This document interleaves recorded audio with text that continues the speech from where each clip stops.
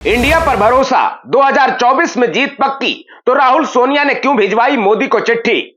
सरकारी संस्थाओं पर बीजेपी की नजर, या 24 के चुनाव से पहले गांधी परिवार को जेल का डर? कांग्रेस क्यों बोली कि बहुत हो गया मोदी जी? सीबीआई ने कितना रुलाया? 9 सालों में ईडी ने खूब सताया। मोदी शाह के प्लान पर सवाल, क्या चुनाव जीतने के लिए बीजेपी कर रही है सेना का इस्तेमाल?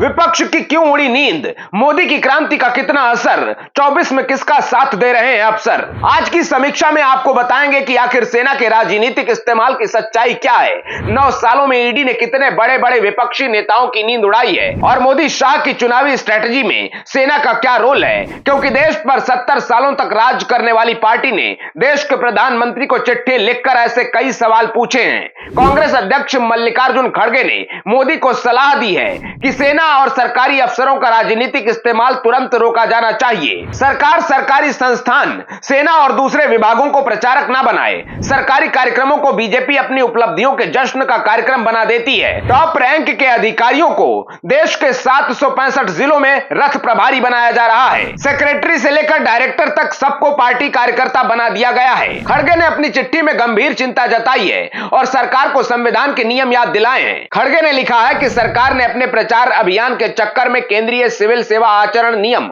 1964 को तोड़ा है। नियम के मुताबिक कोई भी सरकारी कर्मचारी किसी राजनीतिक कार्यक्रम का हिस्सा नहीं हो सकता। सरकारी अधिकारियों को जनता तक योजनाओं की जानकारी पहुंचानी होती है, लेकिन अब सब जश्न मनाने में लगे हैं। बीजेपी भले ही कांग्रेस के इन आरोपों को भ्रष्टाचार और नाकामियों की लिस्ट दिखाकर झूठा साबित करने की कोशिश कर रही है, लेकिन चुनाव से पहले कई ऐसे कदम उठाए जा चुके हैं जिन पर सीधी सफाई देना सरकार के लिए भी मुश्किल है। दरअसल हाल ही में रक्षा मंत्रालय ने थल सेना, वायुसेना, नौसेना, डीआरडीओ और बीआरओ के लिए निर्देश जारी किए थे। सरकार ने सेना और उनसे जुड़े संगठनों को देश के 9 शहरों में सेल्फी पॉइंट बनाने को कहा था और नारी सशक्तिकरण, उज्ज्वला, आत्मनिर्भर भारत जैसी योजनाओं के बारे में बताने को कहा गया।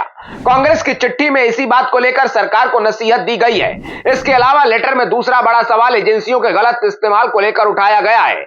आप सब जानते हैं कि पिछले कुछ सालों में सीबीआई और ईडी ने किस तरह विपक्षी नेताओं का पसीना छुड़ा दिया है। ऐसे में आपको ईडी के एक्शन और इसे लेकर विपक्ष के दर्द की पूरी कहानी बताएंगे, लेकिन पहले कुछ आंकड़ों से समझ लीजिए 9 साल में ईडी का काम करने का तरीका कितना बदल गया है। क्योंकि मनमोहन सिंह के 10 सालों में ईडी ने सिर्फ 112 छापेमारियां की, तो वहीं मोदी राज में 3000 से ज्यादा छापे मारे गए। मनमोहन सिंह के 10 सालों में सिर्फ 5346 करोड़ रुपए जब्त किए गए थे, तो वहीं मोदी सरकार में करीब 96,000 करोड़ रुपए जब्त किए गए। ईडी ने 2014 के बाद कई प्रभावी राजनेताओं और बड़ी हस्तियों के खिलाफ कार्रवाई की है। संजय राउत से लेकर संजय सिंह तक ईडी के शिकंजे में आने वाले राजनेताओं की लंबी लिस्ट है। पहली बार बॉलीवुड के बड़े बड़े सेलिब्रिटी भी इस तरह से जांच की चपेट में आए हैं। यही वजह है कि विपक्षी नेता एजेंसी की छापेमारी से परेशान हैं। सड़क से लेकर संसद तक हंगामा खड़ा किया गया और कोर्ट के दरवाजे भी खटखटाए गए हैं। आरोप है कि मोदी सरकार ने जांच एजेंसियों से लेकर चुनाव आयोग तक सभी संस्थाओं को चुनावी तंत्र का हिस्सा बना दिया है। किसी को डरा धमकाकर,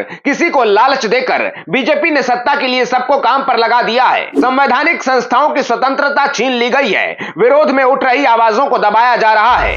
कुल मिलाकर मोदी सरकार में ऐसी ताबड़तोड़ कार्रवाई हुई है कि सीबीआई के साथ ईडी यानी एनफोर्समेंट डायरेक्टरेट देश में खौफ का दूसरा नाम बन गई है। यह कहना गलत नहीं होगा कि 1956 में बनी ईडी को मोदी सरकार ने 60 साल बाद नई पहचान दिलाई है, लेकिन एजेंसी के इसी नए रूप से विपक्ष में कोहराम मचा हुआ है, क्योंकि सरकार पर लगातार इसके विशुद्ध राजनीतिक इस्तेमाल के आरोप लगते रहे हैं और अब इसके बाद सेना के राजनीतिक इस्तेमाल का आरोप सरकार को सवालों के घेरे में खड़ा कर रहा है। ऐसे में कांग्रेस की चिट्ठी और सरकार के रवैये पर आपकी क्या राय है? कमेंट बॉक्स में जरूर बताइएगा। आते रहिए। जय हिंद।